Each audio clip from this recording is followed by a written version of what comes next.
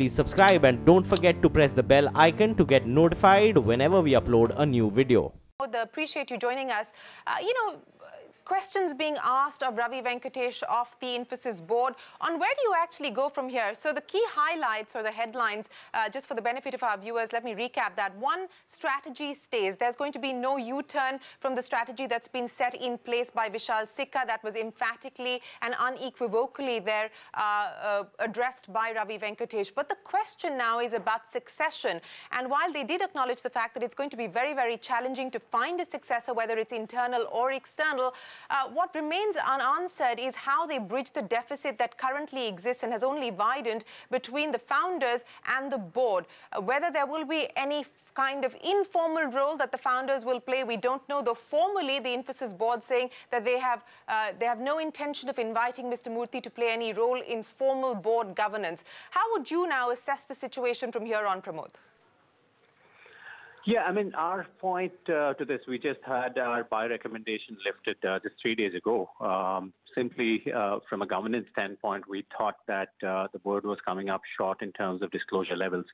Obviously, we're not privy to what the motives are, or we simply don't want to comment on that. But for a company that has been perhaps at the highest levels of governance since its inception, we thought it was in everybody's best interest that any details of the investigation results should be disclosed in the public domain, or at least to the shareholders in general, to allay any sort of concerns, or at least put to rest any doubts that there might be something untoward. So from our perspective, that remains a concern, because whatever has happened is only created more doubts in people's mind. So going forward, from an investor's perspective, uncertainty lingers play on in terms of multiple and stuff, despite Infosys perhaps being in perhaps one of the better positions as far as the industry is concerned to face the challenges that the industry is facing.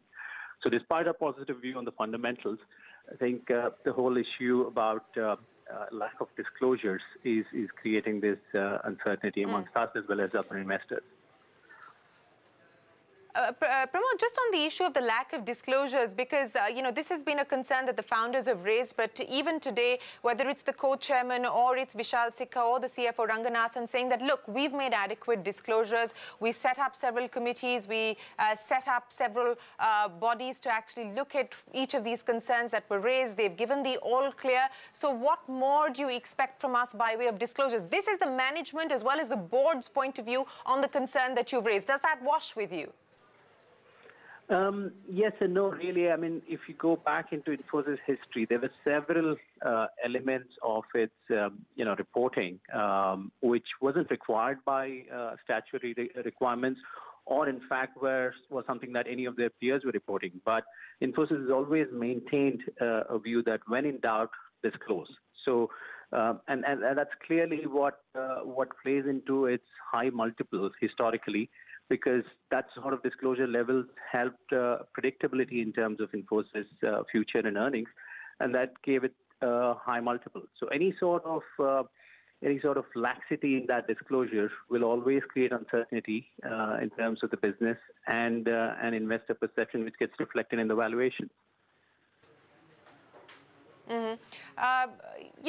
Sriram Subramaniam, founder and MD of InGovern, also joins us. Sriram, many thanks for joining us here. We've just finished with that conference call that the Infosys board as well as Vishal Sikka were a part of. From Vishal Sikka, the point that has emerged is that, look, there's been a drum beating of the same sort of allegations. I cannot deal with that anymore. Perhaps it's in the best interest of the company as well as shareholders and investors to move on. The question, though, is, if you look at the statement coming in from the Infosys board saying, we would like Vishal to stay on, we unequivocally support the strategy that he's pursued and so on and so forth, and yet to have come to this pass, how do you read this?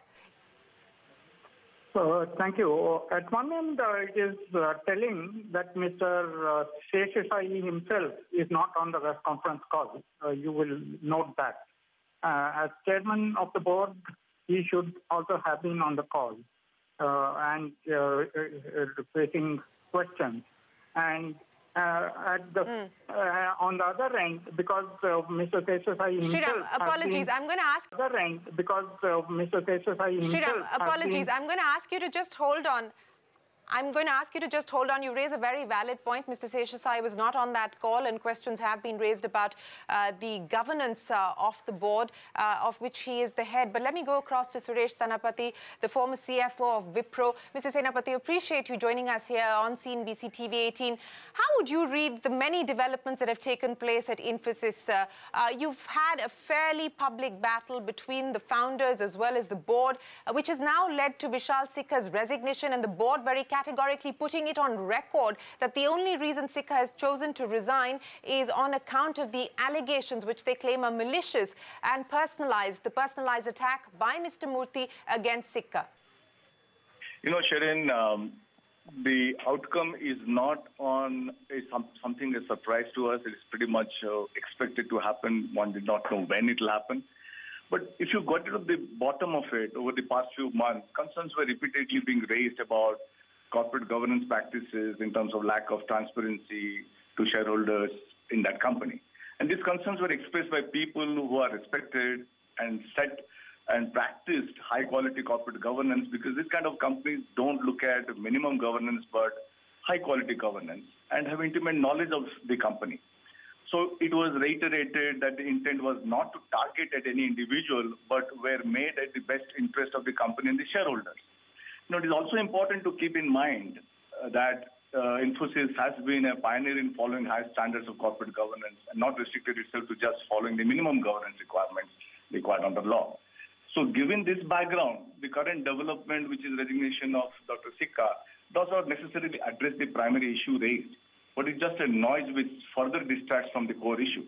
To my mind, at this point in time, the board and, to just say that there is one voice which was objecting and there weren't enough other voices is perhaps undermining some valid reasons why there has been questions raised. But it only means that the board has to come together, discuss with the stakeholders in a language, in a best persuasive manner, in terms of how the issues are being handled well. But this kind of an outcome which has come today is pretty unfortunate. I don't think it is going to close the issue, but it is sort of going to add fuel to fire.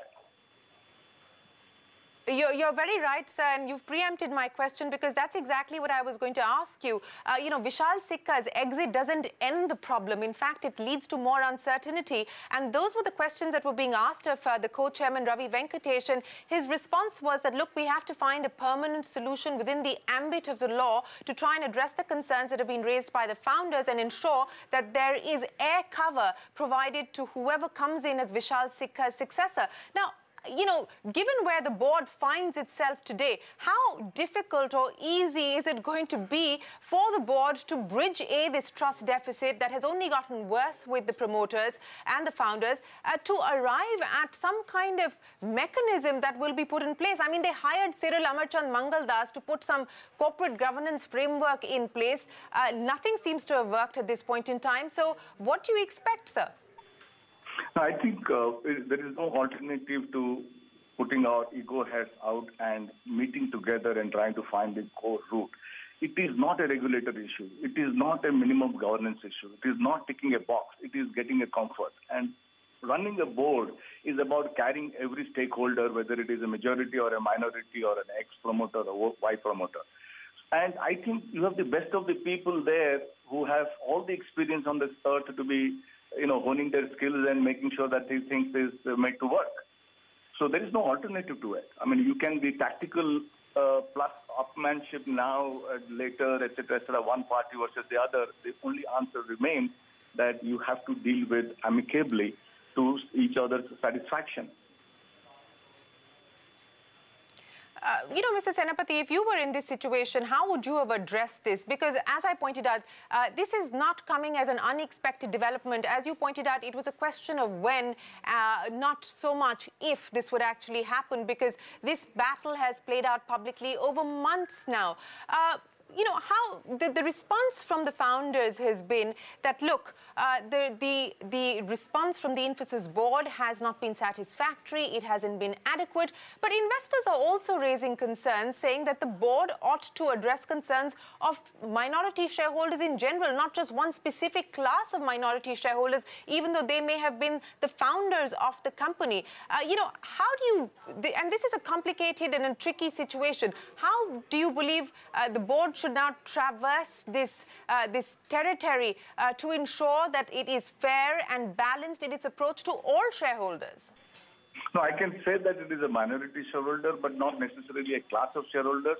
Because all of us know that when there is a complaint, there is one person or two persons speak up, but that does not necessarily mean the problem is with only those two people, and there are not hundreds of people who are supporting that kind of or have that kind of a voice. So I don't think one should undermine just because it came from one person or a smaller group of people. Because at the end of the day, if you have the same question to ask, I have the same question to ask, and third person has the same question to ask, and one is speaking, there is no point in over-calling and over-talking on each other. So it is important to value those concerns, particularly for people who have practiced good quality governance, and sort of address them. There is nothing like sitting together and talking. One has no understanding in details about attempts made, reconciliation tried to do, but all it means is you have to do more of it to get it right.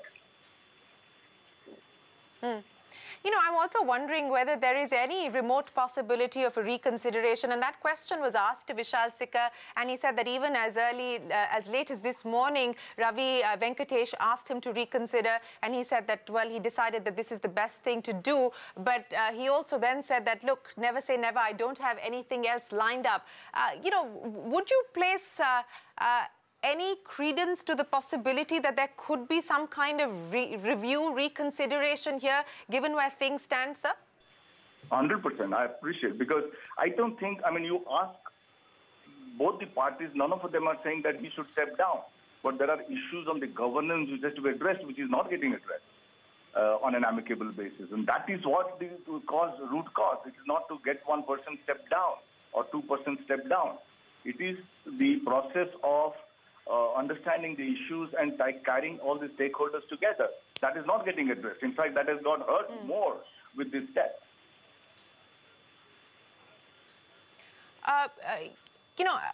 For the position that Infosys finds itself, Mr. Senapati, this is a big transformational exercise, not just for Infosys in specific, but for the Indian IT industry in general. And having to go through this kind of sort of trial by fire, so to speak, how difficult or challenging is it going to be for a potential successor for Vishal Sikka to be able to try and steer the ship, through these waters? No, actually, I completely agree with you, because theoretically, if the question is about governance, that has to be sorted out before anybody else can take over, including he to come back. So there is no alternative to sorting this out in a manner that to everybody's satisfaction. Otherwise, any person coming at that place will have this uncertainty of whether we are in sync with various things. But he or she can still take a move where some issues of this nature do not become controversial and are articulated much more transparently. Therefore, definitely past may be getting forgotten. But point is, issues are about governance, and that has to be addressed. My final question to you, Mr. Senapati, on whether or not there can be some mechanism by way of maybe informally, the considerations of Mr. Murthy can be taken on board. Ravi Venkateshan saying that there is no intention of the board to invite Mr. Murthy to join board governance in any formal capacity. In fact, I had reached out to Mr. Murthy on Friday and asked him if he would consider returning to Infosys in any formal capacity, and he had stated unequivocally to me in an email saying absolutely not. His intention was to improve board governance and not to return to Infosys. But, given where things stand and the fact that this is a company that was founder-driven, it was founder-led and then transitioned to being, in a sense, founder-less, do you think that at this point maybe some kind of informal advisory role would perhaps be in the best interest? Well, this morning's development has not definitely helped that process. Maybe there was a possibility of that nature before rather than post the development of this morning. So it will take a little more harder effort from all parties now to come together to seek that solution. And I bet the solution will not be found by you and me dragging on this talk, but then sitting together and trying to find a good answer. All right, Mr. Senapati.